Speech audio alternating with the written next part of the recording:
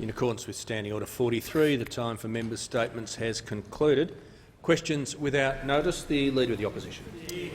Thanks, Mr Speaker. My question is to the Prime Minister. Does the Prime Minister still say that vaccinating all Australians, including aged care residents and workers, is, to quote him, not a race?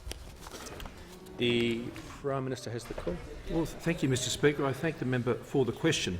The reference to not a race, Mr Speaker, was first said by the Secretary of the Department of Health, Mr Speaker.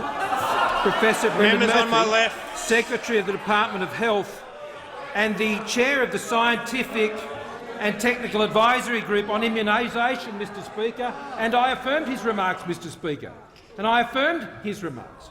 I affirmed the remarks of the Secretary of Health, Mr Speaker, because all the way through this pandemic, one of the key factors that both our government and the governments around the country, and indeed governments in other countries, Mr Speaker, is we have always been mindful of the expert advice informing the decisions that we have taken, Mr Speaker. And that reference was made by the Secretary, Mr Speaker, and it was affirmed by me, Mr Speaker, in a way that was consistent in the way that I have always considered very carefully the advice provided by Professor Murphy. Now, Mr Speaker, if those opposite want to play politics with the advice provided by our medical experts, Mr Speaker, and seek to call into question the references made by the Secretary of Health Prime Minister will just pause. Chair of the Prime Minister will pause for a second, just for memories. There might have been a weekend since our last question time, but my attitude has not abated. I need to be able to hear the questions and the answers. When those interjecting wildly do so, it makes it difficult for me to do that, and I'm not going to allow that to occur. Members will not interject or they will be ejected. The Prime Minister has the call. So, Mr Speaker, I share the view of the Chair of the Scientific and Technical Advisory Group on Immunisation, Professor Brendan Murphy, Mr Speaker. I share his view. The question for those opposite is why do they call into question the advice that is provided to the government, Mr Speaker? The Prime Minister will resume his seat. Prime Minister will resume his seat. Members on my right. The Minister for Education will cease interjecting. The Manager of Opposition Business. On direct relevance, the question asks the Prime Minister whether he'll take responsibility for his own words, and that you can't just flick past that and try to say, reframe the question, oh, Labor's wanting to criticise someone else. He's the one who said it. The question asks him whether he'll take responsibility for it. Will resume his seat. The Prime Minister, in answering the question, has been very relevant up until this point, and I call the Prime Minister. Thank you, Mr Speaker. I do stand behind my words, Mr Speaker. I do stand by my words, Mr Speaker, and my words were based on the expert advice of the Chair of the Scientific and Technical Advisory Group on Immunisation, Professor Brendan Murphy. But he wasn't alone, Mr Speaker, because Queensland Health is also quoted, Mr Speaker, on the 3rd of March of 2021, where it says that this is not a race. That is from Queensland Health, Mr Speaker, on their own Twitter feed, Mr Speaker. So it is the medical advice, Mr Speaker, in using that terminology at that time, Mr Speaker. I listened to the medical advice, Mr Speaker. Those opposite may want to call into question the advice provided by our medical experts, such as Professor Murphy, Mr Speaker, but I certainly will not, and they cannot run away from the imputation they have put in this place right here and now, calling into question the judgment of Professor Murphy.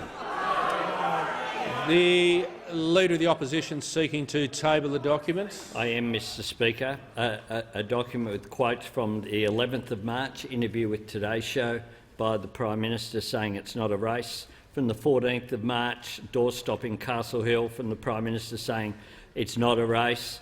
And the 31st of March 2021 press conference Raytheon Australia in Adelaide saying, and so it's not a race. Is leave granted? The Prime Minister. And Mr Speaker, you can table that. Yeah. Mr Speaker, and I will table from the 10th of March, Mr Speaker, the comments of Professor Murphy, the day before those comments were made, Mr Members Speaker, on both sides. Chair of the Scientific and Technical Advisory Group on Immunisation, Mr Speaker, saying this is not a race. So, Mr Speaker, I affirm again, in addition to my earlier answer, in adding to my remarks, Mr Speaker, that the position taken by the government and by me as Prime Minister is informed by Professor Prime Minister Brendan needs Murphy. to just table the document. And I call the member for Wentworth. Thank you, Mr Speaker. My question's to the Prime Minister. Will the Prime Minister please update the House on his annual Leaders' Dialogue meeting yesterday in New Zealand and how both countries are working together to address the shared challenges of the COVID-19 pandemic? The Prime Minister has the floor. Well, thank you, Mr Speaker, and I thank the member for Wentworth for his question and his great experience that he brings to this House on matters of international relations. Mr Speaker, it was a very successful meeting yesterday in Queenstown, in Otago, Mr Speaker, as I met with the New Zealand Prime Minister as part of our regular annual Leaders' Dialogue. And I'm very pleased that at that meeting we were able to reinforce our shared assessment of the regional security risks that Australia and New Zealand faces, Mr Speaker, and our joint resolve to address those risks and always stand up for both Australia's interests and our part and the New Zealand government for New Zealand's interests. And when it comes to our regional security and the threats that we face and that other countries face, Mr Speaker, we are shared in our resolves. We are great trading nations, both of us, Mr Speaker, great trading nations, Australia and New Zealand, but we are not nations who would ever trade away our values and our interests, and we were able to share that resolve yesterday. And I thank Prime Minister Ardern for her welcome yesterday and the opportunity to address those very important security issues. It was also a good opportunity, Mr Speaker, to discuss our respective responses to the COVID-19 pandemic, Mr Speaker, given we are one of only a handful of countries that has had the success in suppressing the virus, Mr Speaker, compared to other countries around the world, and to look particularly at our vaccination and our quarantine programs, Mr Speaker, which are quite identical. In fact, Mr Speaker, though, quite identical, except for a couple of differences, Mr Speaker, where we're at some 17 cumulative doses per 100 population. New Zealand is at 11.7. But, Mr Speaker, also we both run hotel quarantine programs, and the success rate on our quarantine programs between New Zealand and Australia is identical, Mr Speaker. Identical, Mr Speaker. And so what we both understood is in countries that have been so successful in suppressing the virus, there is the challenge. There is the challenge to ensure that we work as hard as we can to lift those vaccination rates. That's why I was pleased, Mr Speaker, that in just over 2 months it took us to get to 2 million cumulative doses. But in last month, in the month of May, Mr Speaker, we got to 4 million doses. So 66 days to reach the first 2 million doses, 1 month, Mr Speaker, 30 days to hit 4 million doses. Mr Speaker, at the end of April, we had a 7-day average of 320,000 doses, 792. At the end of May, that had lifted to 672,000 doses, Mr Speaker, 117. Mr Speaker, in the course of the past month, 2 million doses additionally were delivered around the country. And, Mr Speaker, importantly, this means more than half of those, Mr Speaker, in populations over 70, Mr Speaker. Has concluded. The Deputy Member for Kingston, the Deputy Manager of Opposition Business. Thank you, Speaker. My question is to the Minister for Health. Can the Minister confirm that Senate estimates has today revealed 12,873 aged care residents in Victoria are still waiting for their second dose? Why then did the Minister tell the 7:30 report last Thursday that the vaccination of Victorian aged care facilities was, and I quote, 99% completed, end quote, and would be, quote, 100% tomorrow? The Minister for Health. Thank you very much, Mr Speaker, and indeed that was exactly right with regards to 100% of Victorian Commonwealth aged care facilities, on the advice that I have reaffirmed this morning, were completed by Friday of last week for first doses. That was always the reference, and I am certain that the member is well aware of that. More generally around Australia, what we've seen is that at this point in time, across 4 states and territories, 100% of facilities have been completed, and that is with the first doses. That is Victoria, the Northern Territory, the ACT, and Tasmania. Remaining facilities are to be done over the coming days. The advice that I give is that as of last night there were 20 to be completed. I did make an error yesterday, my mistake, my apologies, nobody else's fault but mine. The department's advice was correct, my misreading of it was my fault. But in fact, by close of business tomorrow, we will be down to, on the advice that I've received just before coming to this facility, 5. I was expecting that was 6. But having said that, 100% of facilities in 4 states and territories, as part of a broader national rollout, which at this point in time has seen 272,000 vaccinations in aged care residents around the country, and that has provided a very significant measure of protection. I would note, for example, in Arcare Maidstone, where a 99-year-old resident who has been diagnosed as positive and has been placed, albeit asymptomatic, in a dedicated COVID ward in hospital for observation, has been vaccinated, and that will provide protection. Of course, there is no guarantee in any case, but that is a very important measure of protection. So that clarifies exactly what I said last week, and indeed those figures which were provided to the 7:30 report were correct. The member for Cowper. Thank you, Mr Speaker. My question is to the Deputy Prime Minister. Will the Deputy Prime Minister inform the House how the Morrison-McCormack government's support for the transport sector as part of the economic recovery plan is delivering vital infrastructure and making regional Australia more resilient? The Deputy Prime Minister. Thank you, Mr Speaker, and I do thank the member for his question. Mr Speaker, he, like other members on this side of the House, understands the full value of our $110 billion 10-year pipeline of investment in infrastructure.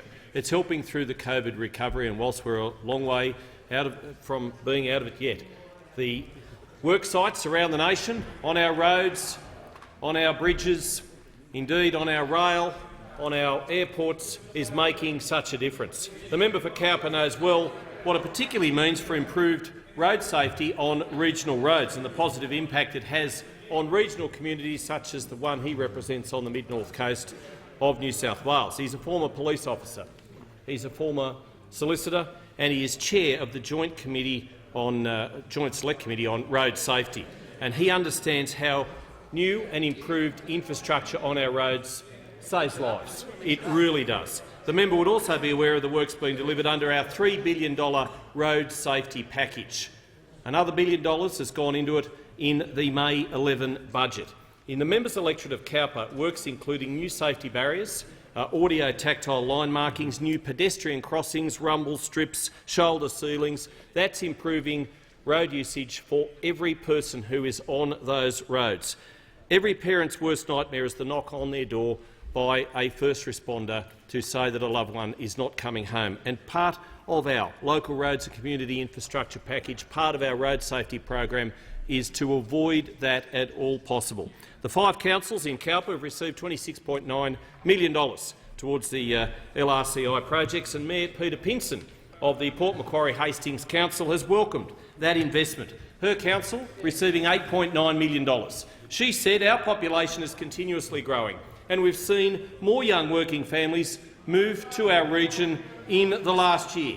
Having more jobs available and improving our community spaces is so important for us to stay social and healthy, especially for young people, and especially, I would also add, during the COVID-19 global pandemic. These projects are building resilience in communities such as Mayor Pinson's, in the electorate of Cowper. Now, at Hoxton Park in Western Sydney yesterday, I was pleased to unveil the new Freight Data Hub prototype website. Now, that network will also help truckies who've been magnificent during COVID. Let's make no mistake, let's say it how it is. They have been magnificent, delivering the goods and making sure that supermarket shelves get stocked.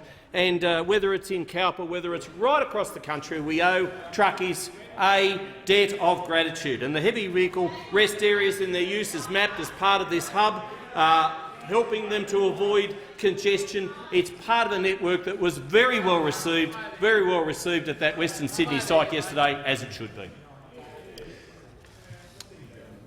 Just before I call the Deputy Manager Opposition Business, for those one or two members who are interjecting, apart from not noticing that no one else is, you will be ejected. Thought it would tell you something. The Deputy Manager of Opposition Business. Thank you, Speaker. My question is again to the Minister for Health, and I refer to his previous answer. The Minister's comments to the 7:30 report on Thursday night contain no mention of first doses only. So why did the Minister use the term completed in response to a question about a 2-dose vaccine? The Minister for Health has the call. Thank you very much, Mr Speaker. And it has been absolutely clear, as we have talked in question time and in multiple circumstances around the country, that the program we have been undertaking is to conduct the process of vaccinating aged care facilities, working through first doses and working through second doses. It is absolutely and fundamentally clear, as Professor Murphy, Professor Kidd, Professor Kelly have all indicated in recent days, that the first dose is a fundamentally important part and indeed provides a critical protection, and that vaccination program, which we have referred to on many occasions, refers to the total number of facilities which have had those first vaccinations and second vaccinations. The advice that I have before me as of last night was 2,544 facilities which have had first doses around the country, or 99%, 100% in those four jurisdictions. Minister for Health will just pause for a second. The Deputy Manager of Opposition Business. Yeah, on relevance, Speaker, the question was a very specific question in relation to advice that the Minister gave on Thursday night, not data now, but advice about a 2-dose vaccine. Yeah, I'll just say the Minister is being relevant. He's relating the material in his answer to the direct question. I'll keep listening to the Minister. And to add to that, the advice received from the department shortly before question time, 1,957 facilities, or 76% of national facilities, have had a second dose. And we have at all times drawn the distinction and pointed to the fact that we have a 2-dose regime. Our immediate task was to set out and ensure that we were on a path to make every facility in Australia have that option of a first dose at the earliest possible time. And now we are at that point where 100% of facilities in 4 states and territories, Victoria, the Northern Territory, the ACT and Tasmania have received that, with the remaining 4 states and territories to have that 1% gap closed in the coming days. An expected 15 of the 20, possibly as high as 17, but at this stage 15 of those 20 scheduled for the next 2 days. So it is a very important thing, as the Chief Medical Officer and the Deputy Chief Medical Officer and the former Chief Medical Officer have emphasised, to have that first dose in place. And there has been some discussion, and indeed I heard Professor Kelly make some very clear remarks on this front last week, that the first dose is absolutely critical, that it provides the balance of protection. Members on my left. No, but in terms of, there was an indication that this was an unimportant, that this was not a critical thing, and this was a discussion had in question time of last week. So, as we say, 100% of facilities across those 4 states and territories completed, as we said on Friday, and 99% across the country. The member for Clark has the call. Speaker, my question is to the Minister representing the Minister for Government Services. Minister, the COVID freeze on Centrelink debts has been lifted, and my office is taking calls daily from constituents confused and frustrated because they can't get a straight answer from Centrelink as to why they have a debt and how the debt is calculated. Moreover, the appeal process remains confusing and non-transparent, with people not receiving updates, being told different information every time they call, and sometimes not even being notified of the outcome until money disappears from their bank account. Frankly, this reeks of robo-debt. Why, even the local library provides more information about debts than does Centrelink. Minister, when is the government going to fix this? The Minister representing the Minister for Government Services. Thanks, Mr. Speaker. Let me thank the member for Clark for his question.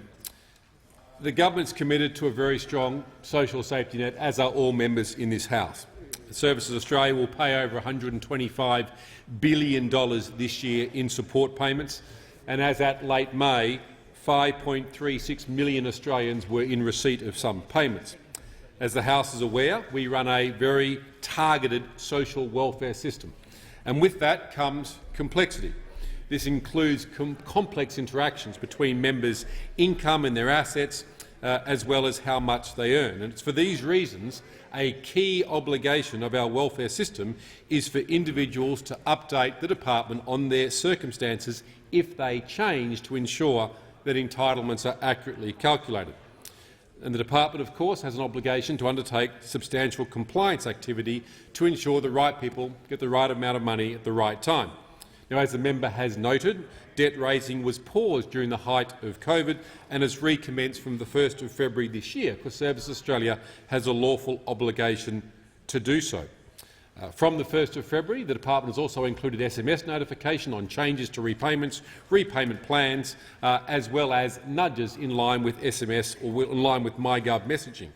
Services Australia has also used the debt pause to re-evaluate exactly how its approach to service offering is made with respect to overpayments and to try and make it as contemporary as possible. For example, the IVR, the interactive voice response, when you dial into Centrelink, now provides— The minister will just perhaps pause at the dispatch box or take a seat. The member for Clark on a point of order, I presume. Speaker, on relevance. The question is, when is the government going to fix the problems with the debt recovery process?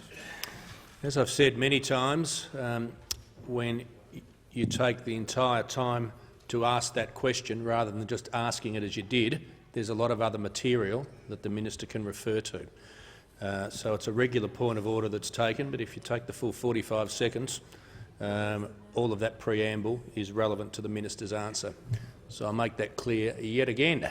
The minister has the call. Thanks, Mr. Speaker. So customers can actually stay in the IVR, in that voice channel, to get informed, specific information for them and to have the information and the issue resolved. Likewise, the Money You Owe service provides specific information now as to how a debt is raised and what to do with it.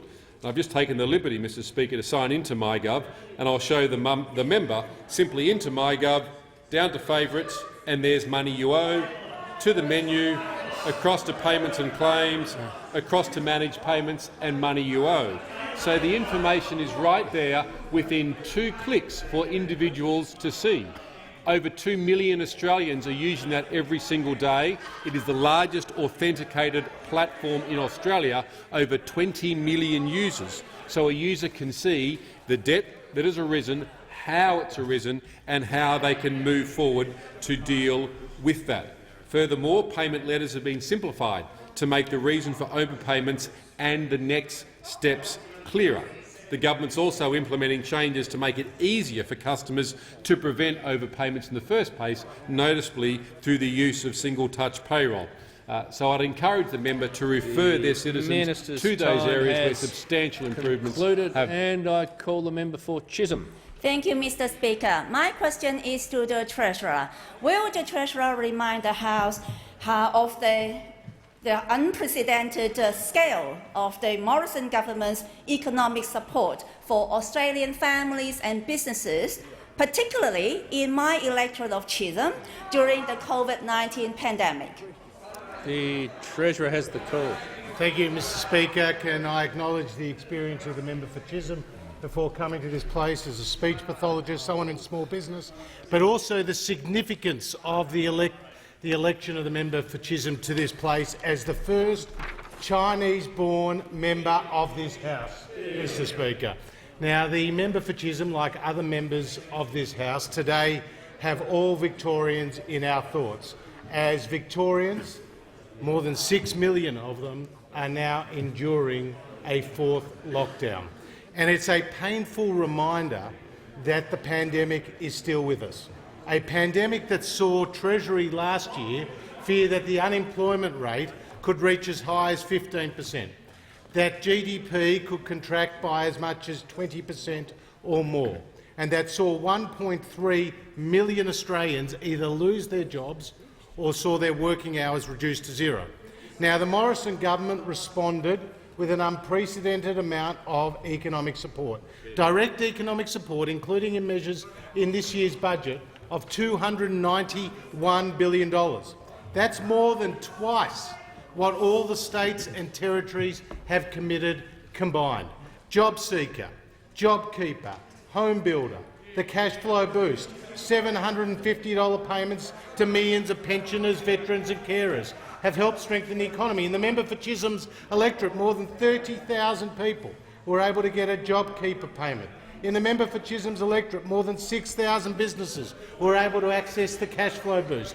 The net result of this economic support has seen Australia have the strongest growth in the back half of last year on record, Mr Speaker, and see the unemployment rate fall in April down to 5.5%. And as the Treasury Secretary confirmed today at Senate estimates, 150,000 people have come off unemployment benefits since JobKeeper ended, Mr Speaker. 150,000 people have come off unemployment benefits since JobKeeper ended. Now, the budget delivered just over 2 weeks ago saw continued economic support, $41 billion in COVID-related economic support continuing, including tax relief, including for more than 60,000 people in the member for Chisholm's electorate, as well as immediate expensing, the loss carry-back measure and other economic support. On this side of the House, we have shown that when this crisis was at its peak, we provided an unprecedented amount of economic support, and that has seen the jobs come back not only in Victoria but right across the country. The member for Rankin. Thanks very much, Speaker. My question is to the Treasurer.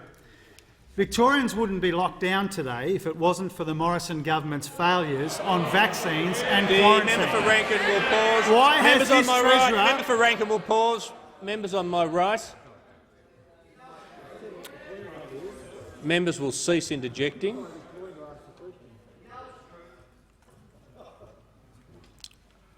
The member for Rankin will begin his question again. Thank you, Speaker. My question is to the Treasurer.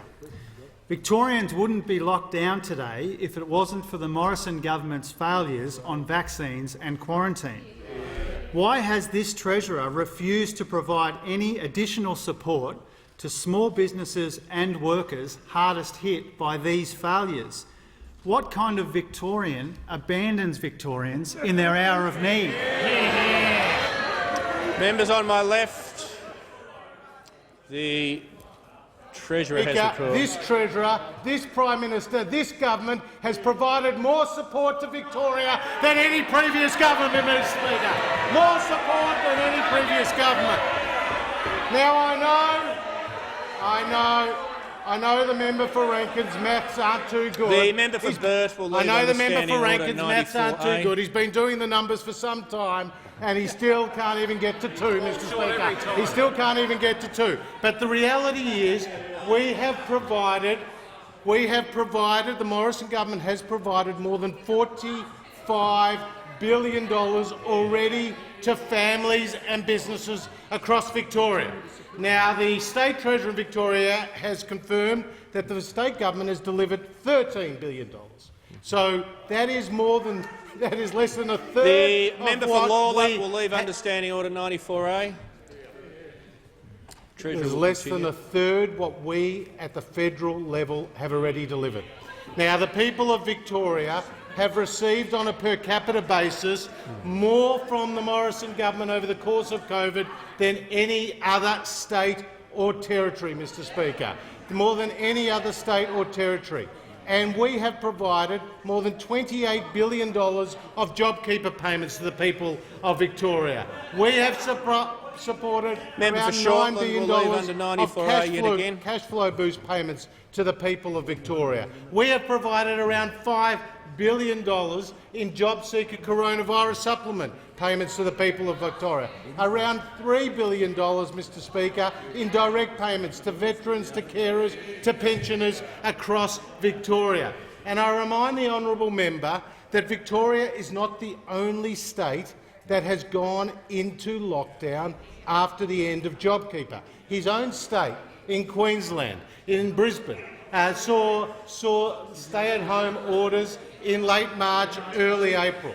We know that the Perth metropolitan area and the Peel region also saw between the 24th of April and the 27th of April stay-at-home orders, Mr Speaker, and now in Victoria. Now, according to the Victorian government, this is a 7-day lockdown, and it is a short lockdown, and we anticipated at the time of the budget that there would be outbreaks and indeed that there would be short lockdowns. That's why we provided an unprecedented amount of support in this budget and in previous budgets, including $41 billion in direct economic support to support and strengthen our recovery in the state of Victoria as well as across the nation.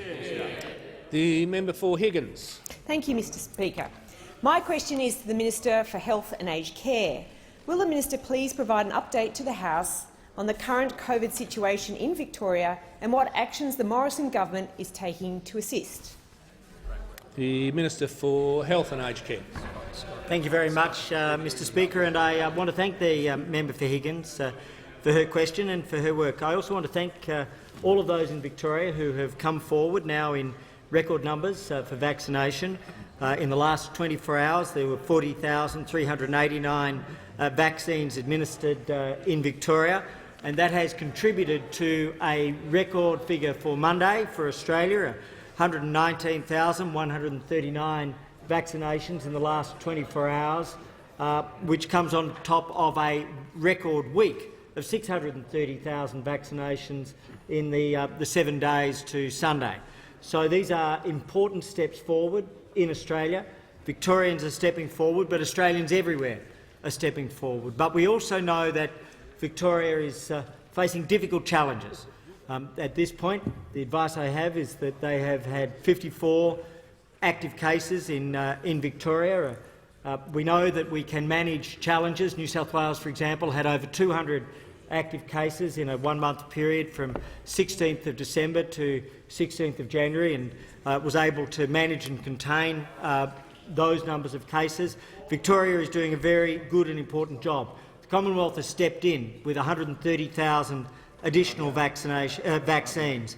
The Commonwealth has offered contact tracing, the ADF support. I'm advised that 160 defence personnel are on the ground, as we said last week they would be, and so they are on the ground and they are available and being tasked in conjunction with Victoria for operations.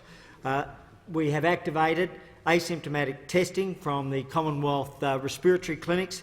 In addition to that, the Chief Medical Officer and his team are leading the National Medical Expert Panel or Australian Health Protection Principal Committee meetings.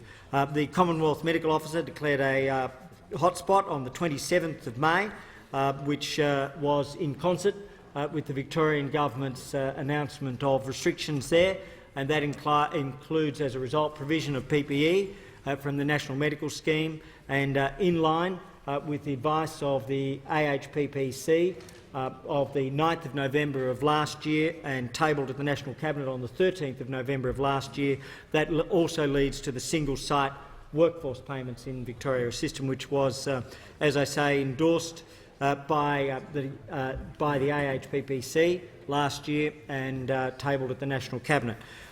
Furthermore, in terms of total vaccines available in Victoria, what we see is that the Commonwealth has provided approximately 787,000 vaccines, and Victoria, to their credit, have administered 494,000 of those. So it's difficult and challenging times, but the nation is coming together to protect Victoria. We know how to do this, and we'll do it again. The minister's time has concluded. The member for Isaacs, I should say. Thank you, Mr Speaker. My question is to the Minister for Health. The Minister said that first-dose COVID vaccinations for Victorian aged care facilities were complete. But I have confirmed this morning that residents in an aged care facility in my electorate have still not had their first vaccine dose. How can the Minister's statement be true? The Minister for Health has the call.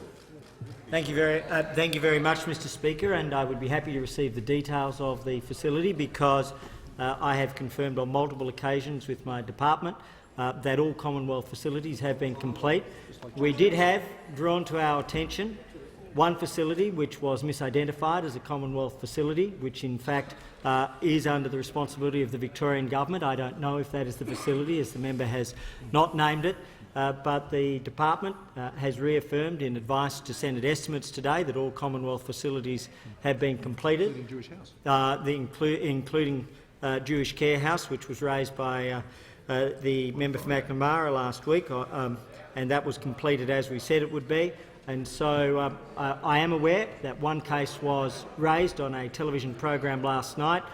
We have spoken with the granddaughter of the, I believe it's the granddaughter of the resident in question, and that has been confirmed that it is not a Commonwealth facility. So our advice is express and clear and absolute from the department that all Commonwealth residential aged care facilities in Victoria have had a first dose.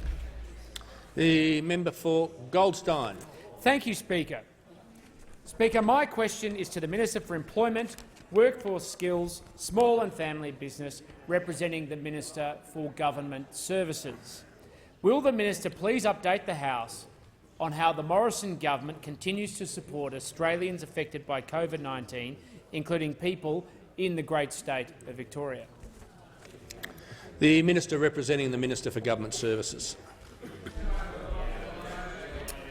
Look, thanks, Mr Speaker. Can I thank the member for Goldstein for his question and for all his work in advocating for his constituents that have received over $118 million in direct assistance from the Morrison government through the coronavirus supplement and, of course, the 4 economic support payments. It's a difficult time in Victoria, and the Morrison government continues to stand not just with Victorians but with all Australians, as we've done so throughout the entire pandemic and as we'll continue to do so as we chart our way through our economic recovery. As the House is aware, we'll continue to provide detailed support to Australians, and through the pandemic we've provided 4 economic support payments totalling $2,000 per recipient. We've also provided payments to support 2.5 million aged pensioners and 750,000 family tax benefit recipients. We've also provided $32 billion in emergency support payments.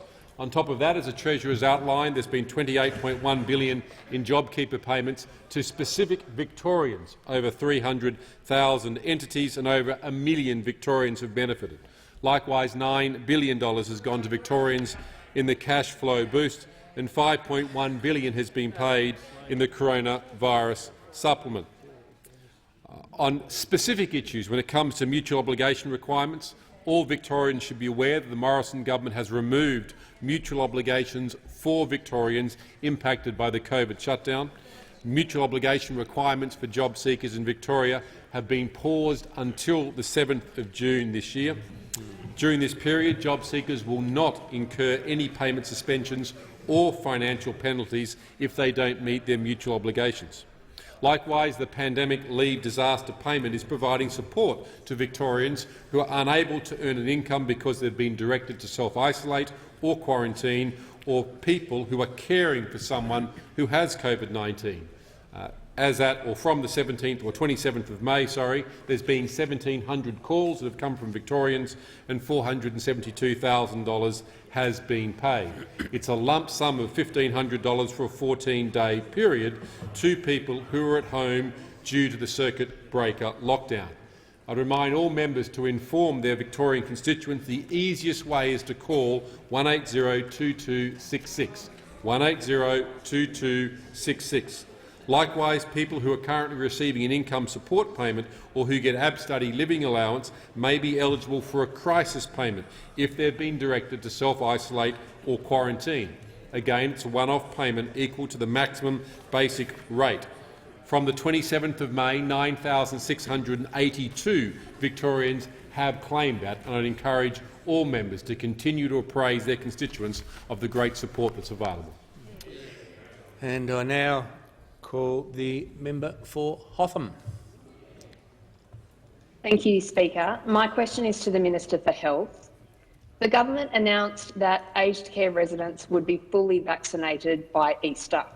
but it was revealed in Senate estimates today that there are still 21 aged care facilities around Australia where residents haven't received their first dose, and another 600 aged care facilities where residents are still waiting for their second dose. Why is the government so far behind on its own announcement? The Minister for Health has the call. Thank you very much. Thank you very much, Mr Speaker. And as I've indicated, at this point in time, it's, the Commonwealth is proceeding. We have delivered first doses in 100% of facilities in Victoria, Victoria, Tasmania, the ACT and the Northern Territory, 99% in the other states. That process has seen, at this point in time, if I may say, 272,000 doses to residents around the country. Within Victoria, we've seen, at this point in time, over 25,319 completion of first and second doses, 12,873 completion of first doses. That's approximately 86% of residents who have consented. We do note that this is a program where consent by individual residents or their families is important, and that is occurring around the country. And so at this point in time, we have, as noted already, completed all, prior to yesterday, all but 20, not 21, on the latest advice that I had coming into question time. It is expected that 15 more, if not up to 17, will be done over today and tomorrow, and that would mean the remaining 5 to 3 will be completed when those facilities have been able to accept, due to their circumstances such as gastro outbreak, the final visit. And so that visit will mean that at that point 100% of facilities in Commonwealth residential aged care around the country will have had first doses, with the remaining to be done within a 3-week period of the second doses. The member for Curtin. Thank you, Speaker. My question is to the Minister for the Environment, representing the Minister for Women. Will the Minister update the House on how the Morrison government is increasing support to victims of domestic and family violence, including through the pandemic? The Minister representing the Minister for Women. Thank you, Mr Speaker. Can I commend the member for Curtin for her question and for her career before coming into this place as a university professor, a vice-chancellor and a champion of education for women.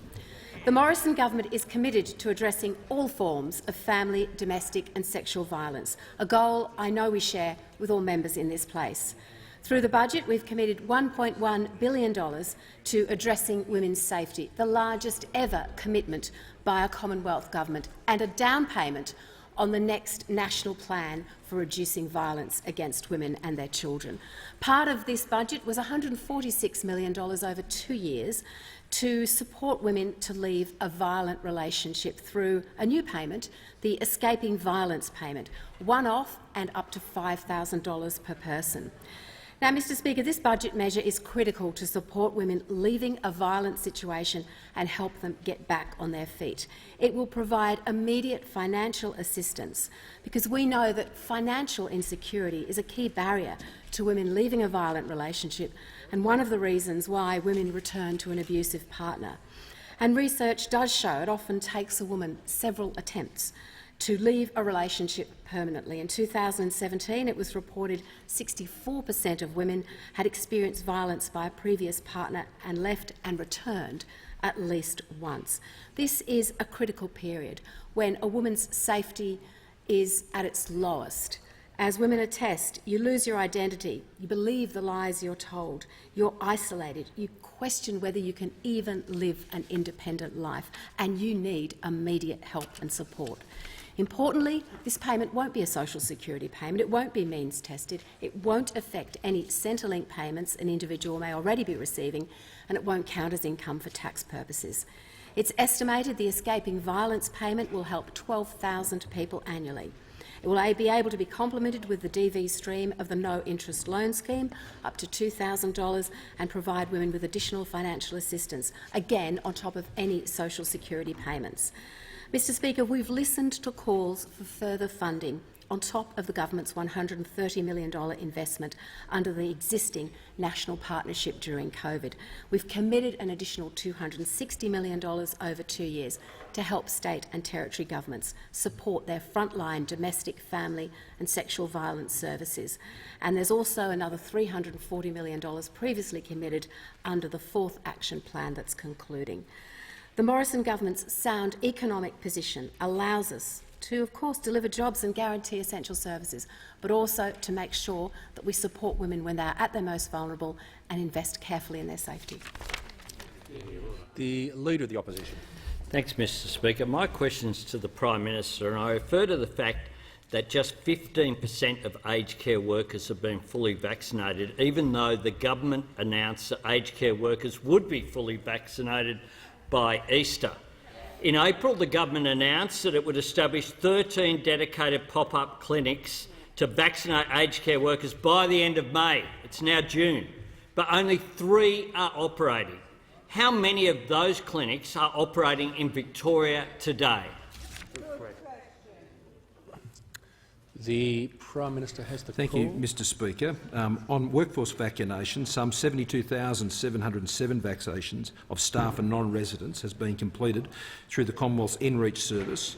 39,874 have received a first dose and 32,833 have received a second dose, Mr Speaker. One of the early decisions taken by the AHPPC when asked to look into this matter by the National Cabinet was whether aged care workers should have mandated vaccinations to be in residential aged care facilities, Mr Speaker. Members on my left. And, Mr Speaker, when this was put to the AHPPC, the medical expert panel, they did not agree to recommend that, Mr Speaker, but I'll ask the Minister to add further to the answer. The Minister for Health, he's asked you to add further to the answer. Members on both sides. The Minister has the call. Thank you very much, Mr Speaker. There are 5 avenues for aged care workers to be vaccinated across the country. Firstly, through common... No, I'm addressing... this is one of the avenues. So, firstly, there is the InReach program, to which the Prime Minister has referred. Secondly, there is the just pop-up ask the Minister program. to just pause for a second. The Leader of the Opposition, just before I call him, I do point out there were a number of questions there. There was certainly a preamble at this point. I'm happy to take the point of order, but that'll be, of course, it, because you're only allowed 1 per question. If it's okay. The Leader of the Opposition. On a there point was of a order. preamble that went to the figures that the Yes. Prime Minister has repeated, which is 15% have been fully vaccinated. There was just, well, it is. That's what the figure added up works out at. And okay, look, I can hear I can hear the interchange. It doesn't matter whether the preamble's right or wrong. That's a matter for political debate. Hang on, that's a matter for political debate that can be argued out. That's right. Right through the week. I think the question the Leader of the was Opposition has the that call. they promised 13 dedicated pop-up clinics to vaccinate aged care workers by the end of May. Only 3 are operating. How many of those? There was just one question. How many are in Victoria today? I'll give you a clue. It's a really round number. I'll just say to the Leader of the Opposition, he doesn't need to add the commentary at the end. The Prime Minister had answered his portion of the question. The Health Minister had just begun. I think he was giving context. It was a very specific question, but it doesn't compel him to answer it instantly in the first 3 or 4 words. But as he well knows from last week, I'll make sure that he's relevant to the question. The Minister for Health has the call. Thank you very much, Mr Speaker. And exactly, there are 5 channels for vaccination. 1 is Commonwealth InReach. 2 is the pop-up program. Around Australia, 1,887 workers have been vaccinated through the pop-up program. And yes, those facilities are about to be established within Victoria. In addition to that, there is the general practice program. In addition to that, there is the GP respiratory program, and in addition to that, there are state clinics.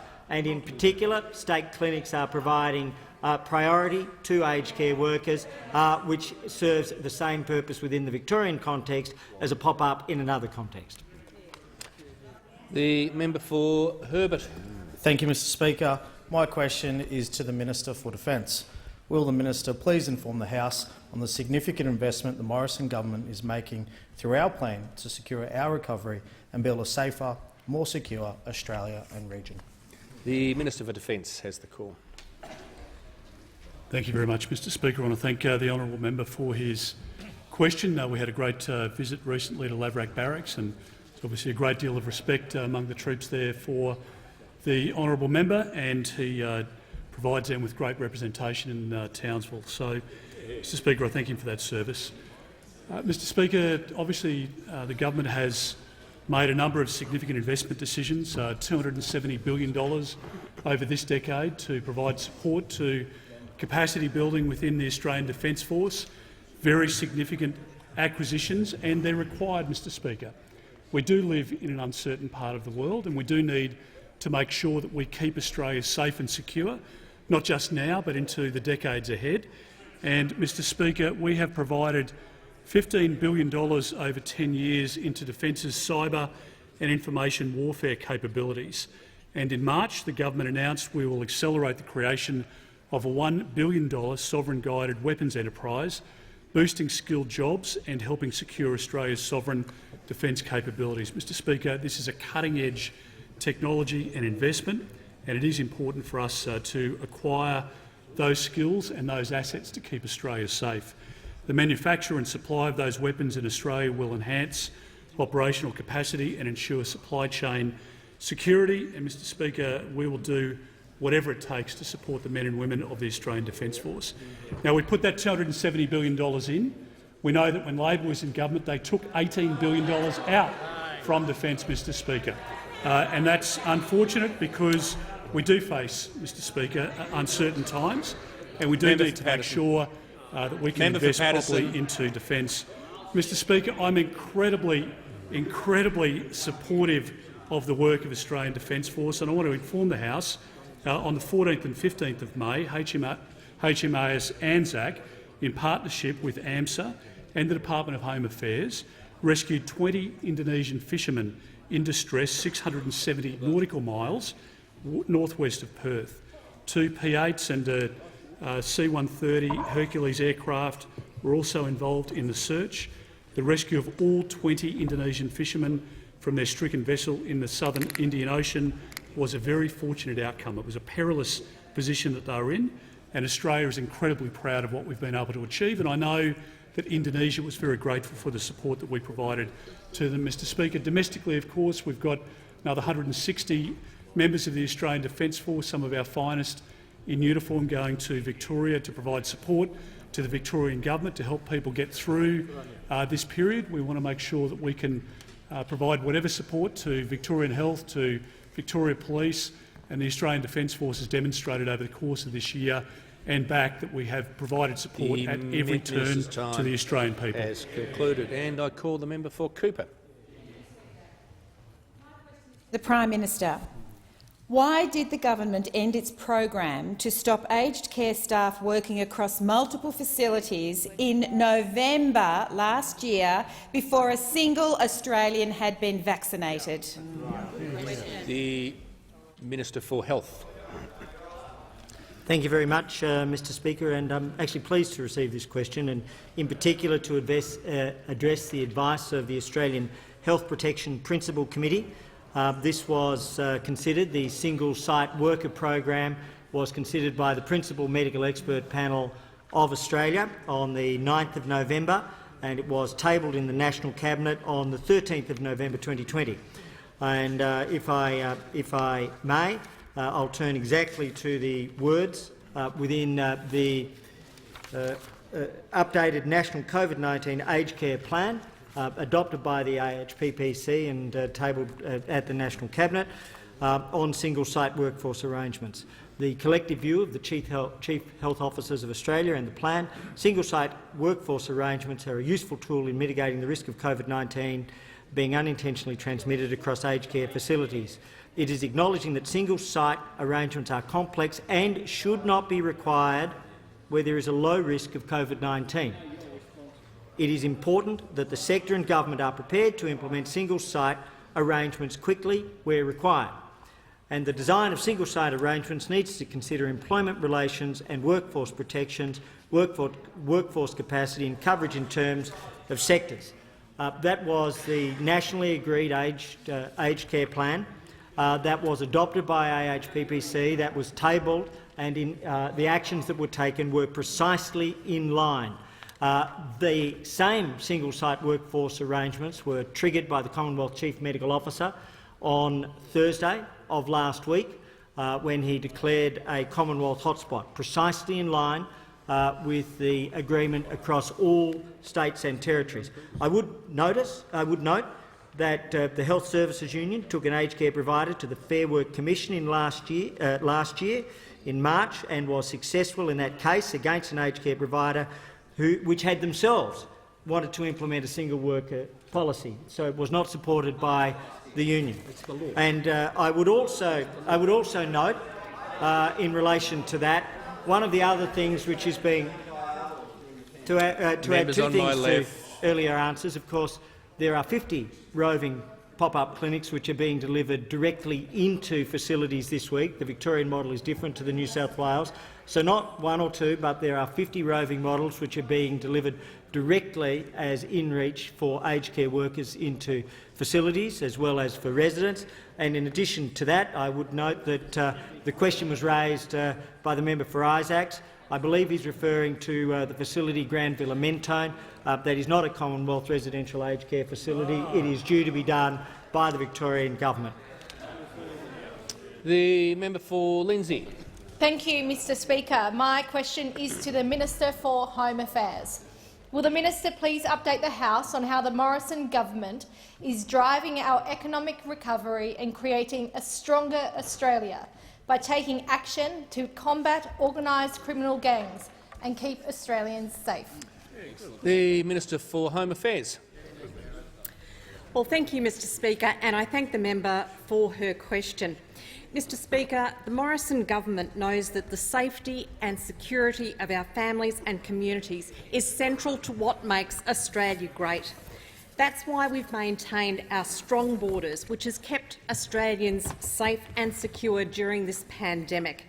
But we also know that COVID is not the only threat to our community safety. Organised crime gangs have found new ways to adapt and grow their evil trade in the COVID environment, whether it's preying on vulnerable people who are spending more time online or using the dark web to offer a range of illicit products and services, including child sexual abuse. Also, Mr Speaker, as our ports and airports have adapted to changing demands, they're being targeted by criminal gangs as gateways for drugs and weapons trafficking.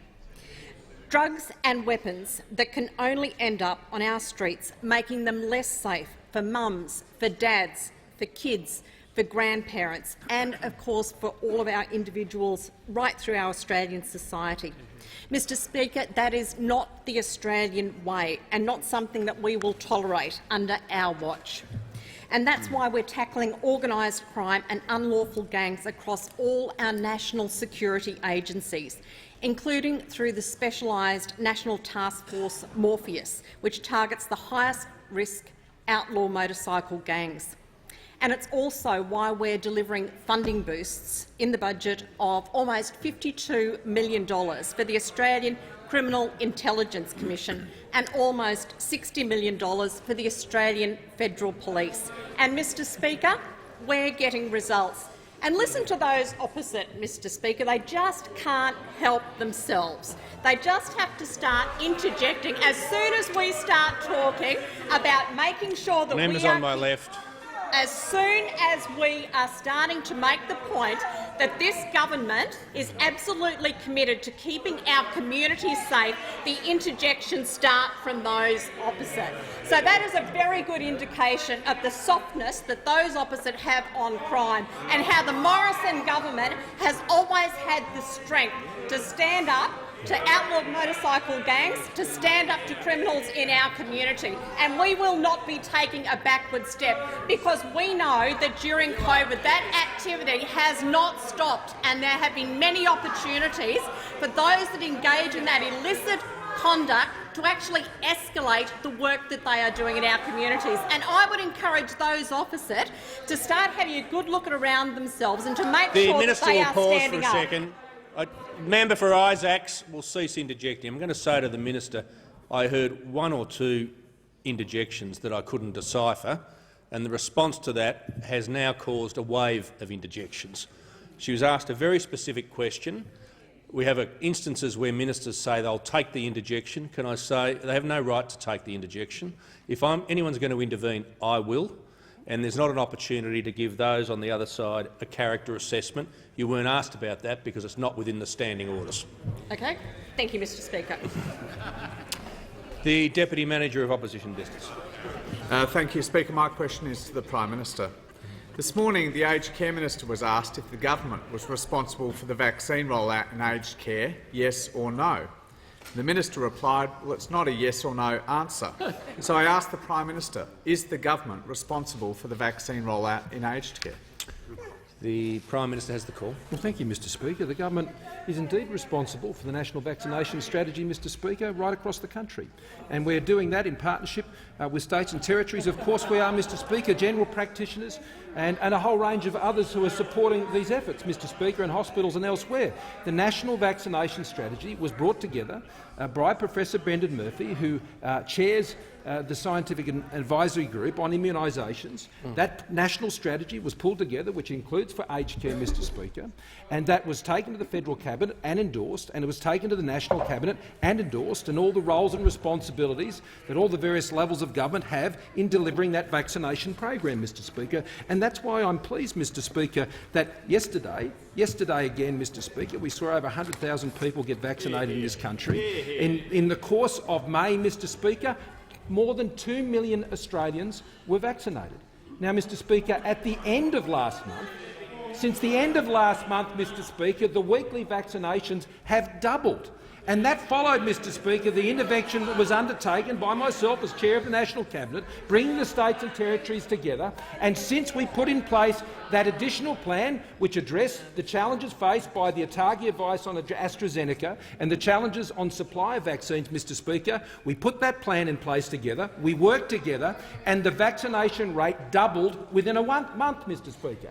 This is what the government does. It addresses problems, it gets people together, it focuses on the issue, Mr Speaker, and it addresses the challenges that Australia faces. Now, in Victoria, we're facing challenges, but we will overcome those challenges. The people of Victoria will overcome those challenges. The Government of Australia will work, Mr Speaker, with the Victorian Government to ensure that our focus is on individual Victorians and to ensure that we open up Victoria, Mr Speaker, as soon as we possibly can. And, Mr Speaker, from the data we see, I hope that is particularly true for regional Victoria. Yeah. What we see in regional Victoria, Mr Speaker, and the evidence that is there, we look forward to regional Victoria being open as soon as possible. But we will work together, we will follow the health advice, we will listen carefully to it, Mr Speaker, and we will continue to protect lives and protect livelihoods, Mr Speaker. That is the focus of my government. We'll keep fighting the virus, Mr Speaker. The Labor Party will just keep fighting us.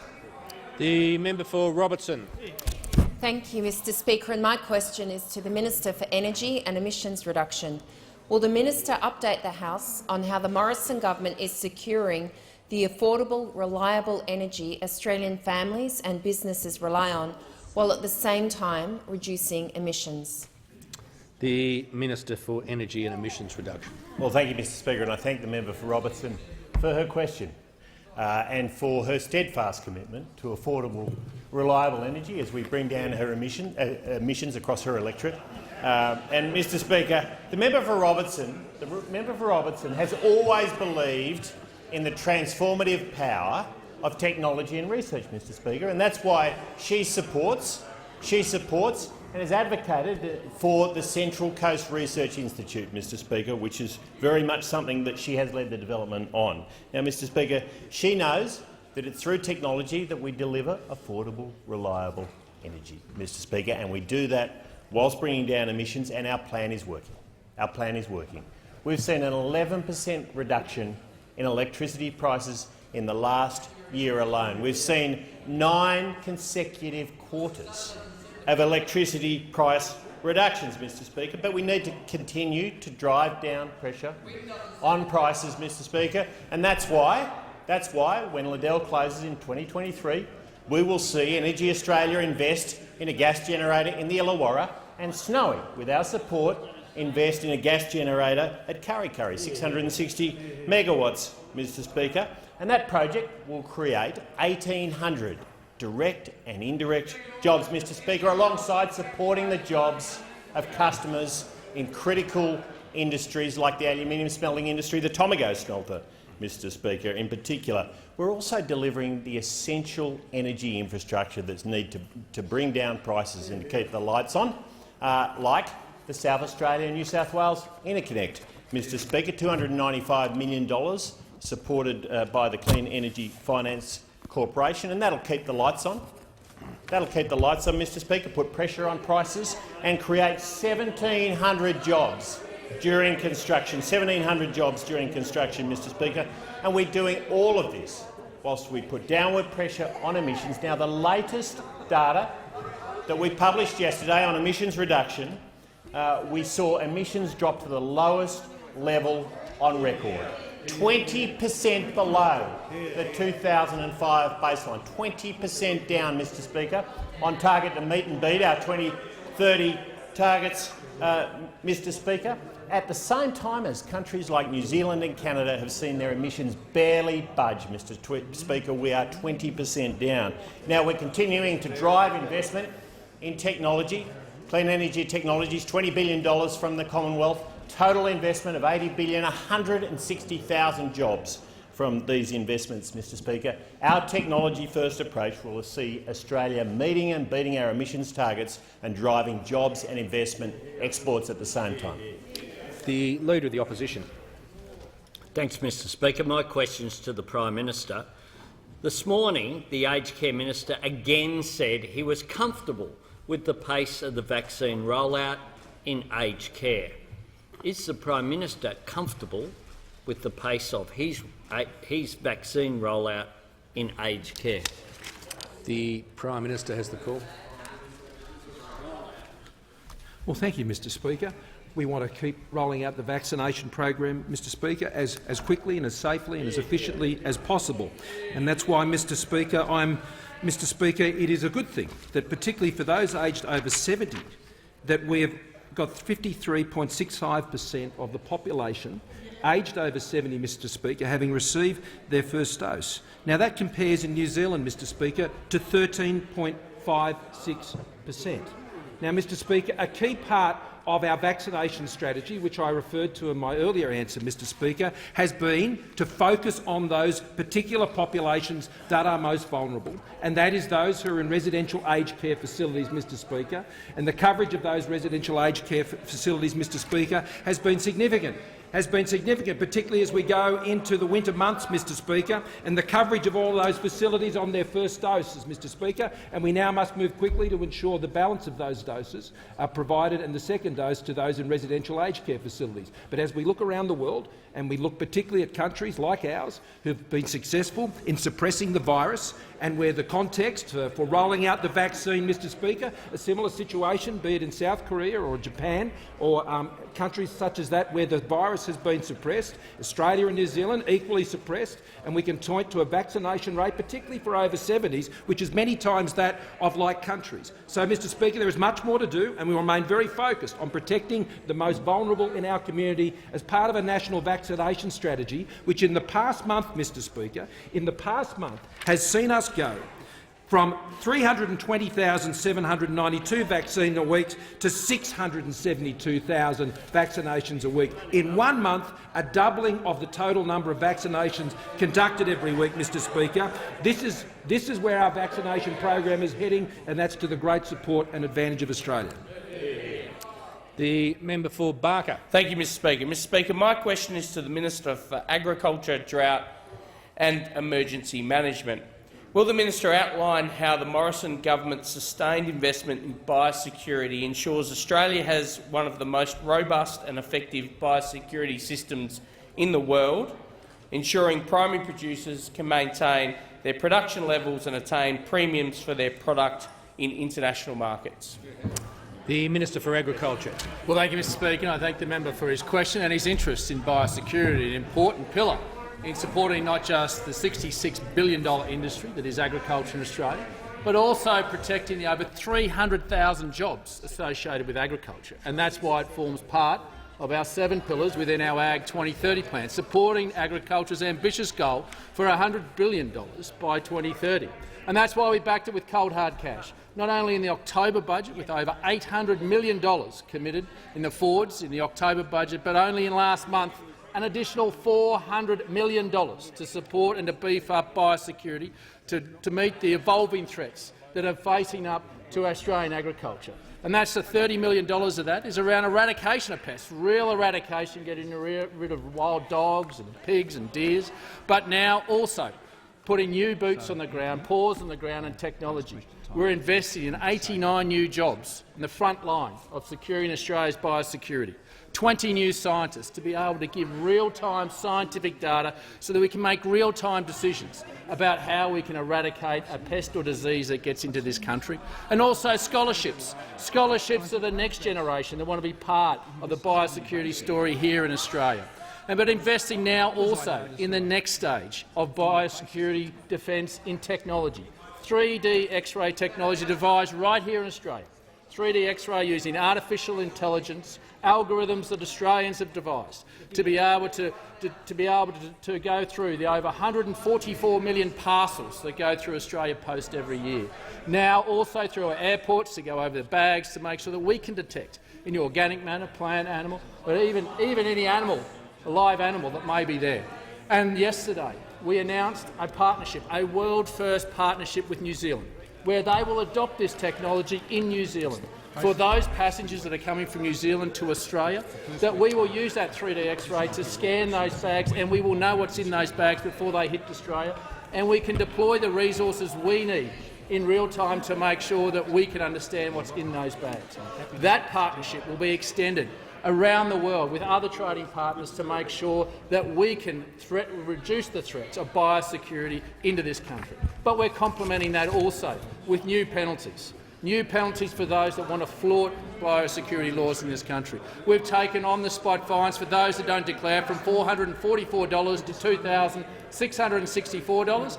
Proud to say that we've also cancelled 14 visas of those that have decided they do not want to live up to our biosecurity standards. They are not welcome back to this country for up to 3 years. And we're also saying to those that import also have a responsibility, and we're lifting the fines from over $400,000 to over $1 million.